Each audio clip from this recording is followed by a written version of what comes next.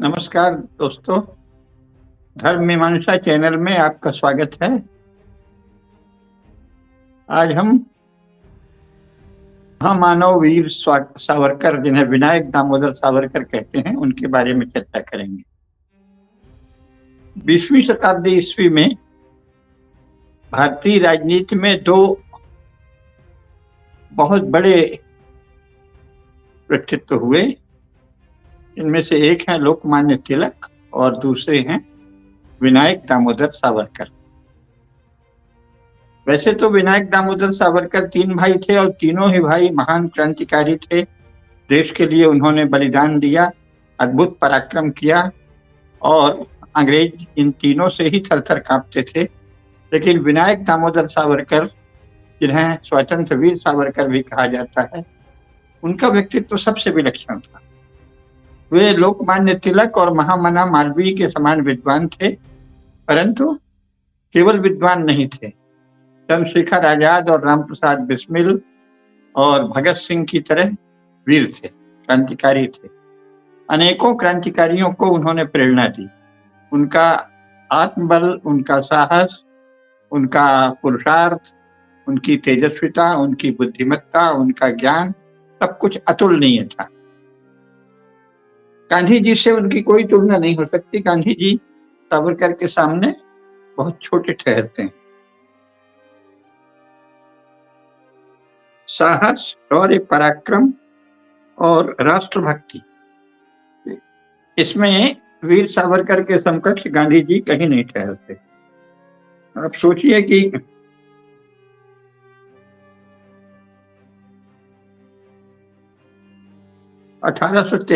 में 28 मई 1883 को उनका जन्म हुआ था और जब वो विद्यार्थी थे तभी से उनमें प्रचंड राष्ट्रभक्ति जग गई। इसका गांधी जी से बिल्कुल अलग है। गांधी जी लगभग 50 वर्ष की उम्र तक अपने को ब्रिटिश शासन का सबसे निष्ठावान, सबसे वफादार सिपाही घोषित करते रहे और कहते रहे कि मैं ब्रिटिश साम्राज्य का सच्चा सेवक। लेकिन लोकमान्य तिलक के द्वारा प्रकाशित केसरी के लेखों को पढ़कर विनायक के हृदय में राष्ट्रभक्ति की भावनाएं पूरे उद्दाम वेग से जग गईं और उन्होंने अंग्रेजों के अत्याचारों के विषय में जाना और उनको देश से उखाड़ फेंकने का निश्चय किया। 1905 में जब वो बीए के छात्र थे, उन्होंने विदेशी वस्तुओं के बहिष्कार की उसी समय मांग की। आपको पता होगा 1905 में बंगभंग आंदोलन चला था। बंगाल का विभाजन करने की कर्जन की नीति थी बदमाश की, और उसके विरुद्ध सारा देश प्रचंड रोष और क्षोभ से भरकर अंग्रेजों के विरुद्ध धधक उठा था। उसमें वीर सावरकर ने भी बहुत महत्वपूर्ण योगदान दिया था, हालांकि वे तो केवल बीए के छात्र थे। उन्होंने विदेशी वस्त्रों की गोली जलाने का भी कार्यक्रम चलाया और लोकमान्य तिलक ने उनके कार्यक्रमों को आशीर्वाद दिया। फिर उनको लगा कि ये जो अंग्रेज हैं, ये तो यहाँ तो इनका विस्तार है, लेकिन इनके मर्म पर चोट करनी चाहिए। उसके लिए आवश्यक है कि इनके स्वभाव को जाना जाए, इनकी प्रकृति को जाना जाए, इनकी मान्यताओं को जाना जाए। ये किस भाव से प्रेरित होकर करते हैं, क्या इनको पूरे इनके देश का समर्थन प्राप्त है या थोड़े से लोगों का है, ये सब अध्ययन करने आवश्यक है। क्योंकि अगर कोई शत्रु है तो उसकी शक्ति और कमजोरी दोनों जाननी चाहिए। तो इसलिए वो इंग्लैंड गए। श्यामजी कृष्ण वर्मा एक बहुत बड़े क्रांतिकारी थे, जो इस तरह के प्रतिभाशाली और वीर और देशभक्त युवकों को सहायता देते थे और वहां आश्रय देते थे, संरक्षण देते थे कि तुम इंग्लैंड में आओ या पेरिस में जाओ या कहीं भी विदेश में पढ़ो। तो श्यामजी कृष्ण वर्मा छात्रवृत्तियां भी देते थे। श्यामजी कृष्ण से संपर्क हुआ तो उन्होंने कहा कि तुम आ जाओ लंदन, हम तुमको छात्रवृत्ति, स्कॉलरशिप भी देंगे, फेलोशिप भी देंगे। तो 1906 में सावरकर इंग्लैंड के लिए रवाना हो गए और वहां इंडिया हाउस में ठहरे। इंडिया हाउस में उन्होंने बहुत सारे देशभक्त युवकों को एकत्रित कर उनका एक तरह से आपसी संवाद के द्वारा ही प्रशिक्षण शुरू कर दिया और उन्होंने ही फ्री इंडिया सोसाइटी बनाई। उन्होंने इंग्लैंड का मर्म देख लिया और ये देखा कि इंग्लैंड के लोग इंग्लैंड का एक वर्ग जहां सब जगह अपना कॉलोनी बनाने का और अपना राज्य बनाए रखने के लिए जी तोड़ कोशिश कर रहा है, वहीं पहली बार इंग्लैंड में स्वतंत्रता के विचारों के प्रति सम्मान जग रहा है। और अगर कोई इलाका स्वतंत्रता के लिए कोशिश करे तो उसके समर्थक बहुत इंग्लैंड में हो जाते थे, क्योंकि आयरलैंड का स्वतंत्रता आंदोलन चल रहा था, स्कॉटिश आंदोलन चल रहा था, और इन सभी को आयरलैंड और स्कॉटलैंड में भी स्वाधीनता के समर्थक बहुत सारे लोग थे। इसलिए इन्होंने फ्री इंडिया सोसाइटी बनाई कि इससे इंग्लैंड में, आयरलैंड में, स्कॉटलैंड में बहुत सारे समर्थक मिलेंगे। और फिर इन्होंने सोचा कि 1857 की अर्धशती मनाई जाए 1907 में। तो वहां इंडिया हाउस में उन्होंने कार्यक्रम रखा। इसमें बहुत सारे भारतीय, कई सौ भारतीय आए थे, और वहां लोगों को अंग्रेज थर्रा उठे कि अरे बाप रे, 1857 में ही किसी तरह हारते हारते भारतीय राजाओं की मदद से, भारतीय नवाबों की मदद से अंग्रेज बच पाए थे। तो 1857 की अर्धशती मनाते ही जो इंग्लैंड के शासक थे, जो भारत में नियंत्रण को बहुत कठिन मानते थे, जो यहाँ के गौरक्षा आंदोलन से भी घबराते थे, वो घबरा गए और उन्होंने उसमें अपने जासूस भी कुछ घुसेड़े। इस बीच सावरकर ने बहुत ही, स्वयं इंग्लैंड में जो सोर्सेज एकत्र थे ब्रिटिश आर्काइव्स में, उनको ही पढ़ पढ़ के 1857 के स्वतंत्रता संग्राम पर एक महान ग्रंथ लिखा। वो इतना तर्क सम्मत, इतना शुद्ध, इतना उन लोगों के अपने स्रोतों के अनुसार बड़ा प्रामाणिक था कि उसके पहले तक अंग्रेज और यूरोप के लोग इसको गदर कहते थे, सिपाही विद्रोह कहते थे, रिवोल्ट कहते थे। और जब उन्होंने लिखा कि ये भारत का पहला, first independence war of India है, भारत का प्रथम स्वतंत्रता संग्राम है, तो वो इतना तर्क शुद्ध, इतना प्रामाणिक, इतना व्यवस्थित प्रतिपादन था कि उसके बाद से यूरोप में किसी भी बड़े पढ़े लिखे विद्वान ने उसके बाद उसको म्यूटिनी या गदर कहना बंद कर दिया।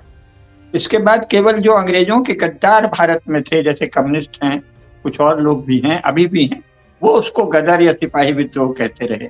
यहाँ तक कि 1947 के बाद कांग्रेस का संरक्षण पाकर कम्युनिस्ट गद्दारों ने पाठ्य पुस्तकें लिखी, उसमें उसे 1857 के स्वतंत्रता संग्राम को गदर या विद्रोह कहा।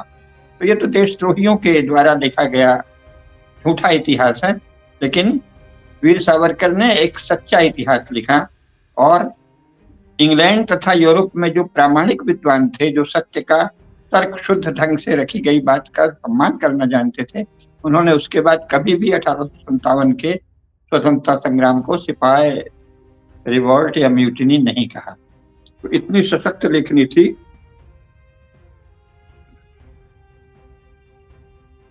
वीर सावरकर की उस आयु में ही, जबकि वो उस समय क्या थे, आखिर वो 1907 है, 1883 उनका जन्म है, यानी उनकी उम्र कितनी, 24 वर्ष है। 24 वर्ष की आयु में उन्होंने ऐसा अद्भुत, तेजस्वी, प्रामाणिक, परिश्रम पूर्ण शोध ग्रंथ लिखा। ये बताता है कि उनमें कितनी विलक्षण प्रतिभा, कैसी मेधा, कैसे परिश्रम की शक्ति, कैसे तथ्यों के संकलन और विवेचन की सामर्थ्य, और कैसी भाषा की प्रस्तुति थी। अंग्रेजों ने उसे जब्त करने की कोशिश की। ग्रंथ की पांडुलिपि किसी प्रकार गुप्त रूप से भारत पहुंची। महाराष्ट्र में प्रकाशित करने की तैयारी होने लगी, लेकिन तभी पुलिस को भनक लग गई और उसने छापा मारा। खैर, एक प्रति किसी तरह बाहर गई और फिर वो पेरिस में जाके फ्रांस से प्रकाशित हुई 1909 में। यानी जब 26 वर्ष के थे वीर सावरकर, उस समय उनका ग्रंथ छप गया और सारे यूरोप में तहलका मच गया उस ग्रंथ के बाद से। ब्रिटिश सरकार ने तीनों ही सावरकर बंधुओं को राजद्रोही कह दिया। राजद्रोह का कानून ऐसा था कि अगर आप अंग्रेजों के विरुद्ध विद्रोह कहें तो वो उसको भारत द्रोह कहते थे, और भारत राज्य अपने को गवर्नमेंट ऑफ इंडिया कहने लगे, जबकि वो लुटेरे, ठग और बाहरी अजनबी थे, आउटसाइडर और स्ट्रेंजर थे, लेकिन जबरन अपने को भारत की सरकार कहने लगे। और जो उनका विरोध करे, यानी जो भारत से बाहर के आउटसाइडर, स्ट्रेंजर, अजनबी, बाहरी, फिरंगियों, दुष्टों, विधर्मियों, पापियों का विरोध करे, उसे ही राजद्रोही कहते थे, क्योंकि इंग्लैंड की मुख्य शक्ति क्या है? इंग्लैंड का वो जो वर्ग है जिसने सारी दुनिया में छल से राज्य किया, उसकी मुख्य शक्ति भाषा का छल, तर्क का छल, फिर व्यवहार का छल, छल, ठगी, धोखाधड़ी, यही उनकी शक्ति है। तो उन्होंने क्या किया? आतताइयों, अपराधियों, अजनबी, बाहरी आक्रामकों के विरोध को राजद्रोह घोषित कर दिया और राजद्रोह के अपराध में तीनों सावरकर बंधुओं को गिरफ्तार कर लिया। मुकदमे चले, उनको खतरनाक घोषित कर दिया गया, तो वो लोग भूमिगत हो गए पहले तो, लेकिन फिर अगले वर्ष 1910 को रेलवे स्टेशन में वीर सावरकर को 13 मार्च 1910 को बंदी बना लिया गया और फिर उन्हें भारत भेजने जाने लगा। जब भारत भेजा जा रहा था मोरिया जलयान से बड़े कड़े पहरे में, तो सावरकर जो है सुरक्षा प्रबंध बहुत कड़े थे, फिर भी उन्होंने टॉस जाने के बहाने जहाज के पखाने में घुस गए और वहां से कुर्सी के साथ उछलकर बाहर जा पहुंचे, समुद्र में कूद पड़े। समुद्र में कूदने की जैसे ही बात चली, चारों तरफ हाहाकार मच गया, अरे निकल गया निकल गया। तो पुलिस अंधाधुंध गोली बरसाती रही, लेकिन वीर सावरकर कुशलता से डुबकी लगाते हुए समुद्र को पार करके फ्रांस के तट पर पहुंच गए। फ्रांस वाले तट पर, समुद्र के तट पर पहुंच गए।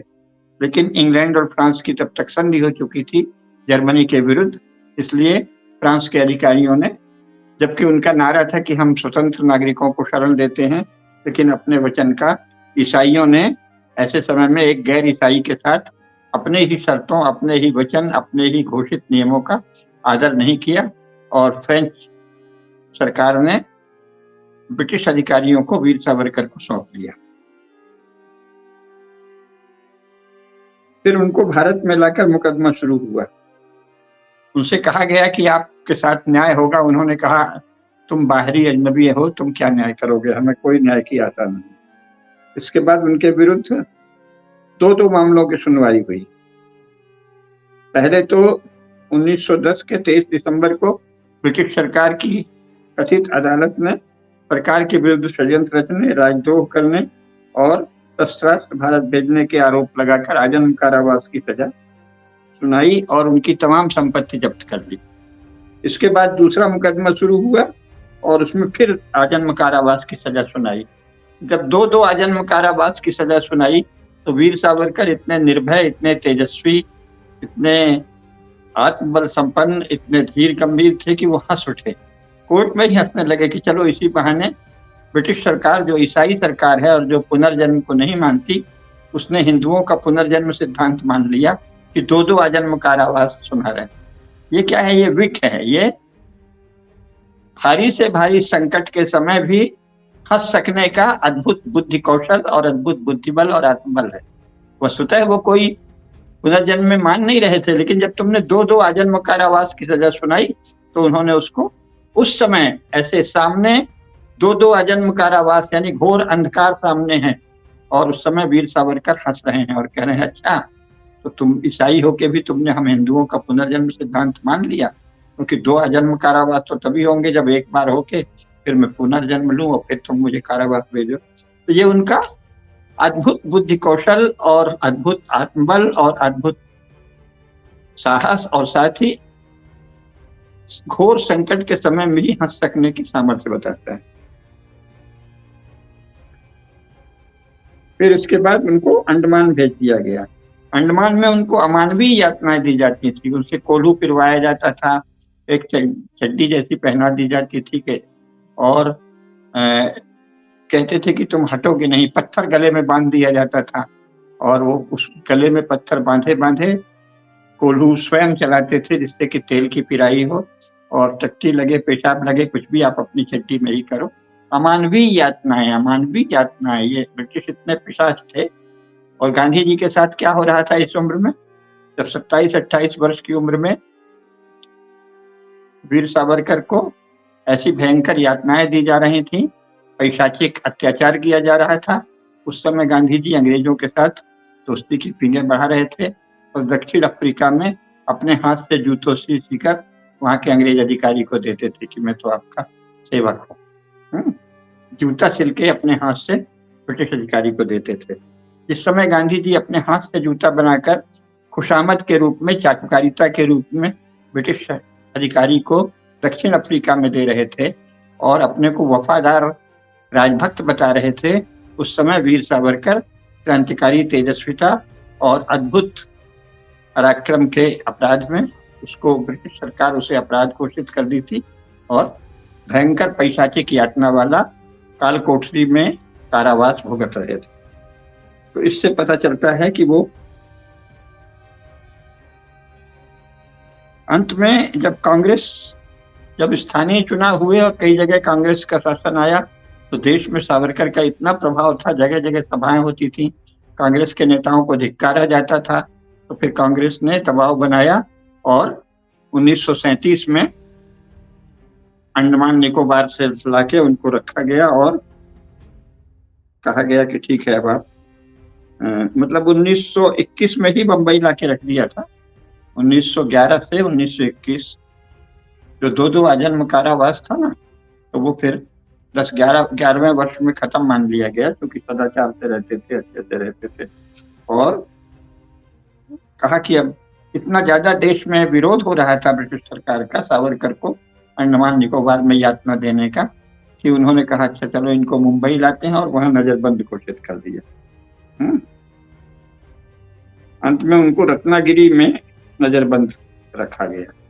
लेकिन स्वयं जहां यातना दी जा रही थी वहां उन्होंने क्या किया, वहां उन्होंने काल कोठरी में कविताएं लिखी। कई बार उनके पास कलम नहीं रहती थी, कागज नहीं रहता था, तो पत्थर के ऊपर कभी अपने नाखूनों से, कभी नुकीला पत्थर बनाकर उससे बहुत सारी कविताएं लिखी, रचनाएं लिखी। और गोमांतक, कमला और विरहोच्छ्वास जैसी रचनाएं जेल की यातनाओं से हुई अनुभूति के वातावरण में लिखी। और मृत्यु को संबोधित करते हुए भी कविता लिखी। माने लग रहा था कई बार कि मृत्यु निश्चित है। तो एक देशभक्त मृत्यु को देखकर कैसे क्या सोचता है, कैसे निर्भय होकर मृत्यु को संबोधित करता है, वो मृत्यु नामक कविता में उन्होंने स्पष्ट किया। अकेली मृत्यु कविता ही उनकी निर्भयता को, मृत्यु से नहीं डरने वाले महावीर, महापराक्रमी, महाबलशाली, महाधैर्यवान और महासाहसी वीर सावरकर के चरित्र को उद्घाटित करती है। फिर उन्होंने हिंदुत्व लिखा। उसी हिंदुत्व के आधार पर हिंदुत्व शब्द आज तक चल रहा है। उसमें उन्होंने क्या कहा कि जिसकी पुण्यभूमि और कर्मभूमि भारत है वो हिंदू है। मातृभू पुण्यभूश्चैव, ये जिसकी है मातृभू है और पुण्यभू है। और आसेतु हिमाचल, भारत में जिसकी निष्ठा है वो हिंदू है। तभी हिंदू रीति स्मृता उन्होंने पहली परिभाषा दी। आसिंधु सिंधु पर्यंता,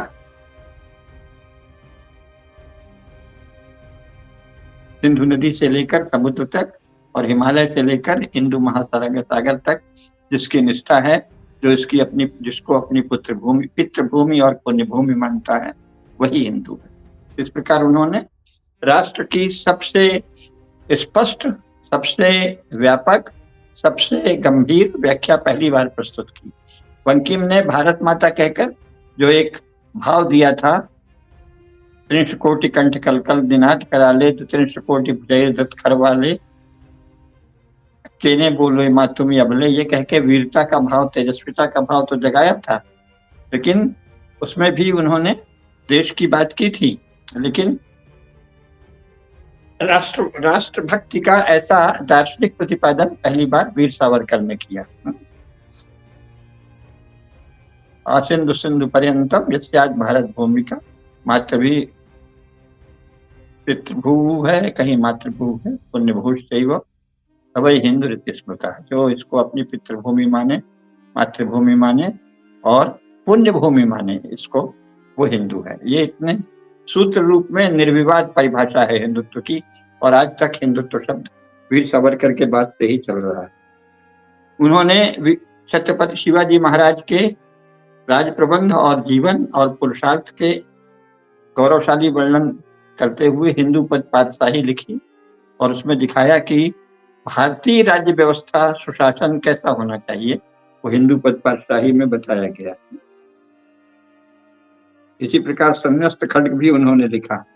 और भारतीय इतिहास के 6 स्वर्णिम पृष्ठ जो उनका है, वो इतिहास के गौरवशाली जो हम लोगों के अध्याय हैं, जो गौरवशाली महापुरुष, वीर पुरुष, सेनापति, सम्राट भारत में हुए हैं, उनका बहुत ही प्रभावशाली, अत्यंत प्रभावशाली वर्णन उन्होंने वीर सावरकर ने किया। अंत में 10 मई 1937 को नजरबंदी उनकी रद्द हुई तो मुंबई में सावरकर जी का भव्य स्वागत किया गया। और कांग्रेस के नेताओं ने उनसे बार बार कहा कि आप कांग्रेस में शामिल होइए, लेकिन उन्होंने उसी समय कह दिया था कि कांग्रेस तो मुस्लिम तुष्टीकरण की नीति पर चलती है, इसलिए मैं कांग्रेस में नहीं आ सकता। वर्तमान शासन भी कई बार मुस्लिम तुष्टीकरण की नीति का अनुसरण करते दिखता है, और वीर सावरकर होते तो इसका भी वैसी ही तेजस्वीता से विरोध करते। बाद में 1937 में ही 30 दिसंबर 1937 को भाग्यनगर में उन्होंने अखिल भारतीय हिंदू महासभा का गठन के अधिवेशन में शामिल हुए। हिंदू महासभा गठित तो पहले से थी, लेकिन उसके अधिवेशन में शामिल हुए और वे उसके सर्वसम्मति से अध्यक्ष चुने गए। उन्होंने हिंदू की परिभाषा की, जो सर्वमान्य परिभाषा थी, जैसा मैंने बताया, और राजनीति का हिंदूकरण हो और हिंदुओं का सैनिकीकरण हो, ये नारा वीर सावरकर ने दिया, जो आज भी प्रासंगिक है। उन्होंने हिंदू युवकों को अधिक से अधिक संख्या में सेना में भर्ती होने को कहा। ये बहुत ही एक व्यावहारिक बात थी, क्योंकि ब्रिटिश शासन भारतीय राजाओं के सहयोग से बहुत बलशाली हो गया था।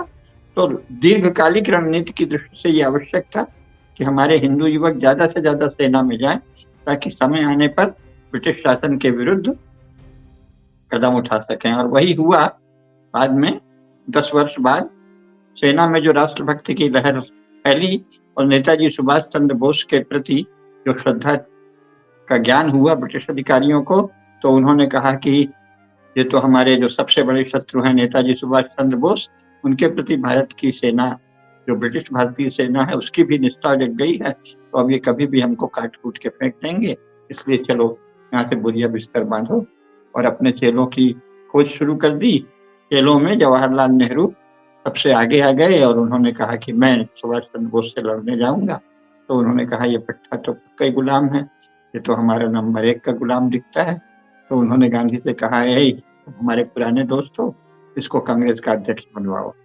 कांग्रेस पार्टी ने एक भी वोट नेहरू को अध्यक्ष बनने के लिए नहीं दिया था। सरदार पटेल के नाम दिया था, राजेंद्र प्रसाद के नाम दिया था, अन्य कई लोगों को दिया था, लेकिन नेहरू को एक भी वोट नहीं मिला था। लेकिन गांधी ने हस्तक्षेप करके अलोकतांत्रिक ढंग से जवाहरलाल नेहरू को कांग्रेस का अध्यक्ष बनवा दिया, ताकि वो तत्काल भारत के प्रधानमंत्री बने।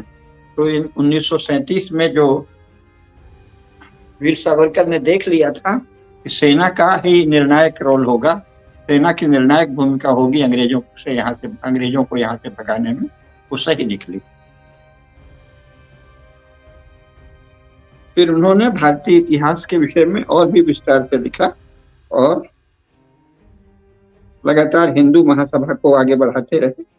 और स्वतंत्र भारत में भी लगभग 20 वर्ष तक, यानी 15 अगस्त 1947 को अंग्रेज यहाँ से गए हैं, जवाहरलाल नेहरू को प्रधानमंत्री बना के गए हैं। उससे लेके 1966 तक वो सक्रिय रहे लगातार। 26 फरवरी 1966 को भारतीय इतिहास के इस अलौकिक महापुरुष ने इस संसार से विदा ले ली। अंतिम समय तक वो हिंदू संगठन के सैनिकीकरण की बात करते रहे। उन्होंने मुसलमानों ने जो अराष्ट्रीय मांगे उस समय की थी, उसका खतरा शुरू में ही समझ लिया था, और इसलिए उन्होंने अंग्रेजों की एक एक चाल की, भारतीय सेना की काया पलट कैसे की गई और भारत के बड़े बड़े शक्तिशाली जनपद जो सैन्य शक्ति से संपन्न थे, उनको निशस्त्रीकरण कैसे किया, इस पर विस्तार से लिखा है। उसी के जरिए कदम कदम आगे बढ़कर ब्रिटिश शासन बौद्धिक स्तर पर बहुत ज्यादा भ्रम फैलाता गया। बिपिन चंद्र पाल ने बताया था कि बंगाल में कैसे एक लगभग पूरा अंग्रेजी शिक्षित वर्ग सामाजिक और धार्मिक संघर्ष में भ्रमित हो गया था और भारत से उदासीन हो गया था। उसके यहाँ भारत से उदासीन और अंग्रेज भक्त राजनीतिक चेतना विकसित हो रही थी। यही बात देश के अन्य भागों में भी हो रही थी। तो इसलिए वीर सावरकर ने इस सबको पहचान लिया था और ब्रह्म समाज की जो भूमिका है, उसके जो कुछ छोटे मोटे गुण हैं उनको भी गिनाया, लेकिन साथ ही जो उनकी देशद्रोही नीतियां थीं, जो हिंदू धर्म से उन लोगों को द्वेष था, जो ईसाइयत के फैलाने में ब्रह्म समाज की भूमिका थी, उसको भी वीर सावरकर ने पहचाना। ये जो राम मोहन राय है, ये अंग्रेजों का और ईसाइयों का एजेंट था और इसने 1857 के क्रांति युद्ध को मूर्खता का कहा। लेकिन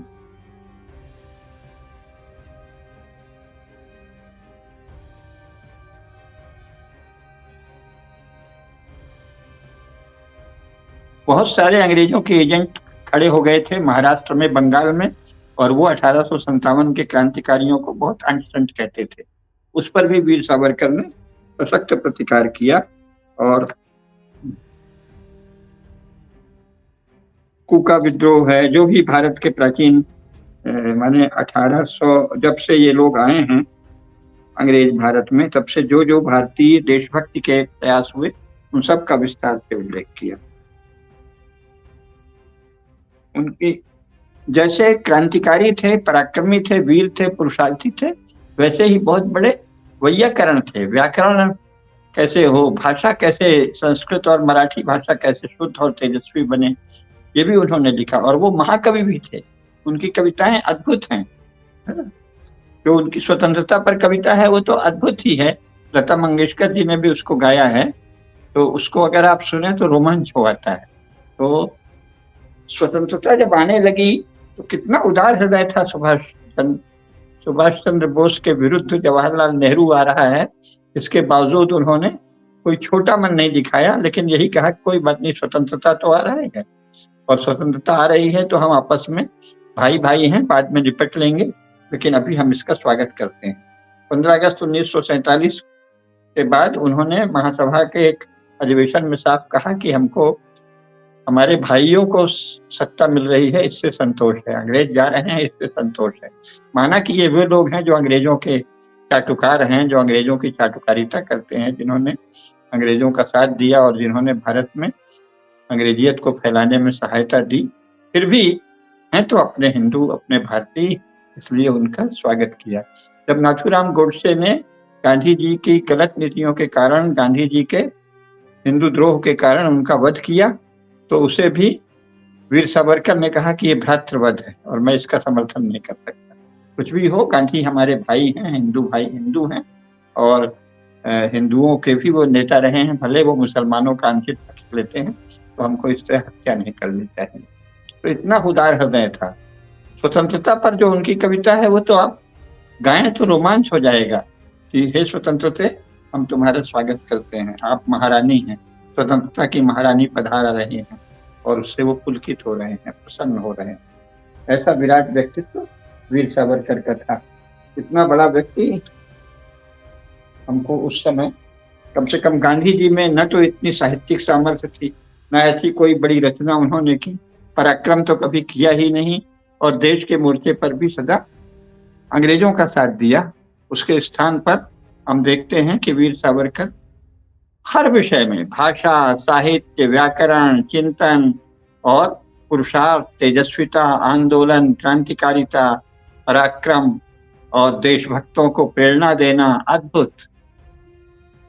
उनकी प्रेरणा से ही मदन लाल ढींगरा वगैरह जो है, जो भी लोग वहां अंग्रेजों का वध कर रहे थे, उसमें बहुत ज्यादा प्रेरणा वीर सावरकर की और श्यामजी कृष्ण वर्मा की तथा अन्य ऐसे लोगों की।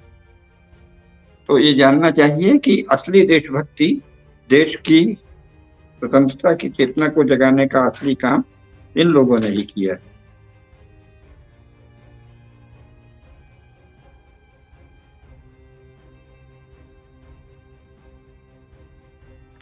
जो उनका भारत के 6 स्वर्णिम पृष्ठ है वो आप पढ़ें तो भारत के इतिहास के गौरवशाली पक्षों से अच्छी तरह परिचित हो जाएंगे। बहुत ही व्यवस्थित ढंग से भारत का पक्ष रखना, ये भी अगर सीखना हो तो वो वीर सावरकर के लेखन को देखा जा सकता है। जब वो अपना पक्ष रखते थे तो अंग्रेजों की बोलती बंद हो जाती और काला पानी में कैसा भयंकर अत्याचार हुआ, वहां मुसलमान कैसे, कहा तो जाता था कि हम कांग्रेस में शामिल होके गए हैं, लेकिन वहां इस जुगत में लगे रहते थे कि जो कैदी हैं उनको मुसलमान बनाओ, और साथ ही अगर कोई नहीं बने तो उससे मारपीट करना, नीचता करना, छल करना, भोजन में भेदभाव करना, उन सब का उन्होंने वर्णन किया है जो पढ़ने लायक है। उससे पता चलता है कि वास्तव में ये मुसलमान जो हैं वो ब्रिटिश शासन में भी हिंदुओं से घृणा करते थे और हिंदुओं को मुसलमान बनाने के लिए तरह तरह के पापाचार, तरह तरह के छल प्रपंच, तरह तरह की क्रूरता और कट्टरता ये सब करते थे। इसके विषय में कुछ भी पढ़ना हो तो हमें वीर सावरकर को पढ़ना चाहिए। सावरकर समग्र प्रकाशित हो चुका है प्रभात प्रकाशन से 10 खंडों में, और जो जिनको पढ़ने का अभ्यास है उनको वो अवश्य पढ़ना चाहिए, उससे पता चलेगा। अच्छा, केवल ये नहीं हुआ कि उन्होंने केवल संघर्ष लिखा हो या मुसलमानों की असलियत खोली हो या अंग्रेजों की पोल खोली हो या गांधी जी जैसों की पोल खोली हो या भारत का स्वर्णिम अतीत तो लिखा ही, लेकिन साथ ही जैसे कि महिलाएं, तो मनुस्मृति में महिलाएं कितनी गौरवशाली हैं, फिर प्राचीन यहूदी योशिता पर लिखा, रूस में जो महिला आंदोलन चल रहा था उसके बारे में लिखा, विश्व को वर्तमान महिलाओं में से 3 का उन्होंने, विश्व की उनके समय की महिलाओं में से 3 का चरित्र चित्रण किया। इसके बाद लेकिन साथ ही जो गांधी जी खेल खेल रहे थे मोहम्मद अली, शौकत अली को मिला के, उसको गर्मा गर्म चिवड़ा शीर्षक से उन्होंने लिखा और वो भी पढ़ने लायक है। गांधी आपाधापी करके भी लिखा और उसमें गांधी जी कैसे लाला लाजपत राय पर चाहे वो प्रहार हो, चाहे लोकमान्य तिलक की मृत्यु हो, सभी में गांधी जी कैसी कुटिलता से वक्तव्य देते थे और कैसा छल करते थे, तो उस पर बहुत ही प्रभावशाली ढंग से वीर सावरकर ने लिखा।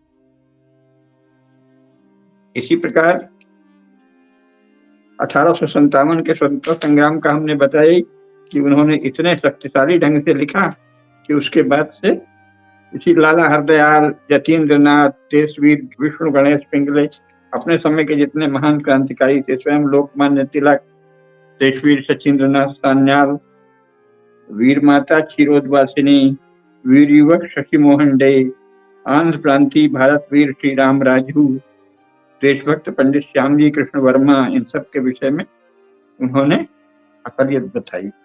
और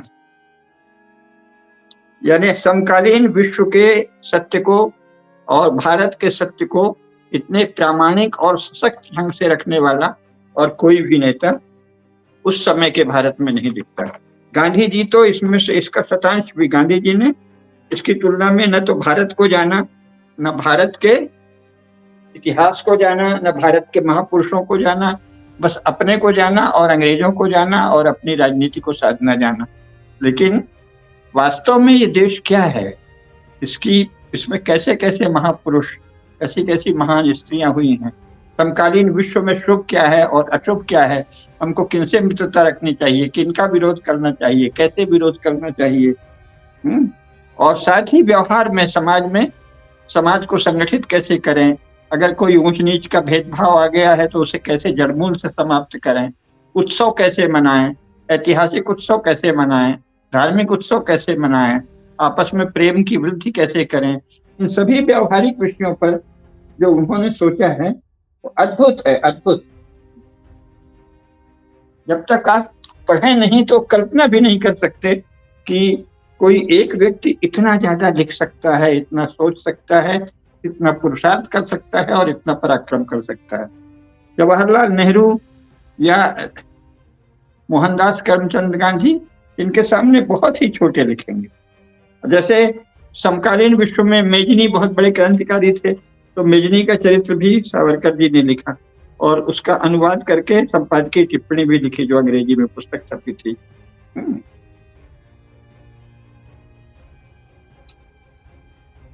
इसी प्रकार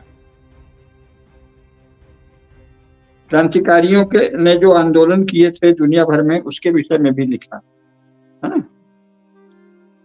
और उनके भाषण एक एक भाषण पढ़ने लायक है। इसी प्रकार भाषा में जो अशुद्धि आ रही थी, जो विदेशी शब्द हैं जिनको तत्काल बहिष्कार करना चाहिए, उसके विषय में भी लिखा। और जो भारतीय नरेश हिंदुओं के पक्ष में काम कर रहे थे और सीधे अंग्रेजों से लड़ाई न लड़ते हुए भी हिंदू धर्म को पोषित कर रहे थे, जैसे ग्वालियर नरेश हैं और बड़ौदा नरेश हैं, इनके विषय में भी बहुत अच्छे से लिखा। तो इतना व्यापक उनकी दृष्टि है कि कल्पना भी नहीं होती कि एक आदमी इतने पक्षों को देख रहा है देश के। राजनीति क्या है, साहित्य क्या, व्याकरण क्या, इतिहास क्या, अतीत क्या, वर्तमान क्या और भविष्य क्या। और जब उन्होंने देश के विषय में बताना शुरू किया तो हिंदुत्व के प्रमुखतम अभिलक्षण क्या है ये लिखा। पूरी तरह अद्भुत। हिंदुत्व के अभिलक्षण क्या है, कौन सा काम, माने राष्ट्र कैसे बनता है, भाषा कैसे होती है, सप्त सिंधु से प्रथमतः उदय होने वाला आर्य राष्ट्र, यह उनका शक्तिशाली लेख है। उसके बाद राष्ट्र कार्य के लिए शूर तथा बलशाली व्यक्तियों की कितनी अधिक आवश्यकता है। बौद्ध धर्म के अभ्युदय से वीर और बलशाली व्यक्तियों का ह्रास हुआ। फिर इसके बाद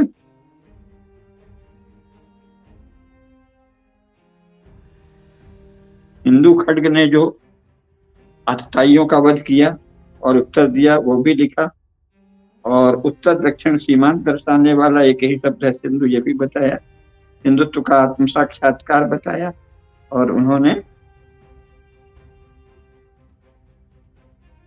सबका, जैसे पृथ्वीराज रासव है उसका भी अध्ययन उन्होंने किया, उसमें क्या प्रेरणादायक है। रामदास स्वामी की रचनाओं का उदाहरण दिया, तत्वसाल का गुणगान किया। मैंने इतना तो किसी ने, गांधी जी को तो इसका शतांश भी नहीं पता था। शिवाजी राजा का हिंदुत्व का आंदोलन, मराठों द्वारा की गई हिंदवी क्रांति, सभी पर लिखा।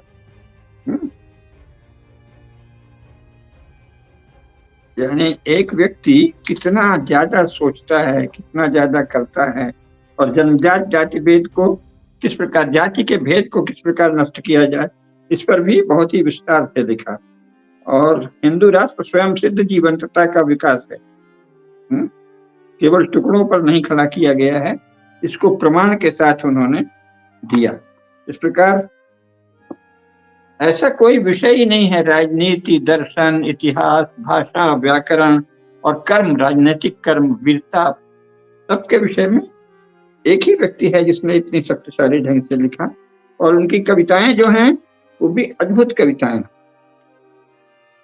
यानी एक कवि के रूप में वो महाकवि हैं, एक राजनेता के रूप में वे महानतम राजनेता हैं, एक वैयाकरण के रूप में वो बहुत बड़े वैयाकरण हैं, एक साहित्यकार के रूप में वो अद्भुत साहित्यकार हैं, महाकवि हैं, महान निबंधकार हैं। और भाषा का ज्ञान, मराठी, हिंदी और अंग्रेजी का तो उनका ज्ञान अद्भुत ही है। भाषा की शुद्धि कैसे हो, भाषा में गड़बड़ियां क्या हो रही हैं, इस सब पर भी सबसे सुंदर उन्होंने लिखा।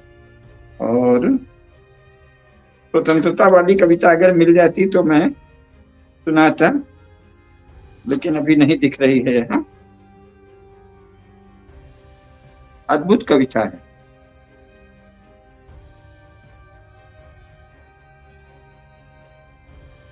गुरु गोविंद सिंह पर उन्होंने लिखा, सभी अपने समय के सारे ही महत्वपूर्ण पक्षों को, और चाफेकर बंधुओं पर लिखा, रानडे जी पर लिखा।